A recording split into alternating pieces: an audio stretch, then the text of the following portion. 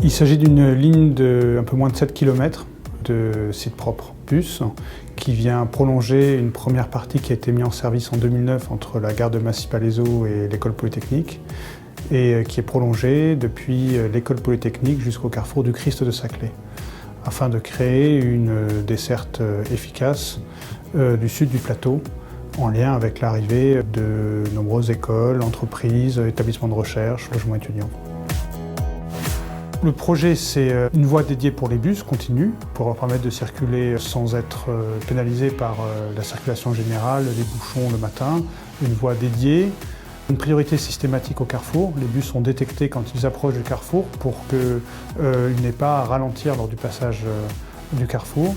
Mais le projet, c'est également la création en continu de circulation piétonne et de pistes cyclables. On est sur un territoire qui s'urbanise. Le projet s'est construit au bord de routes départementales qui n'avaient souvent pas de trottoir, rien n'était prévu pour les vélos. Et là, on a une circulation continue et sécurisée pour les piétons et pour les vélos, en plus de la voie dédiée pour les bus.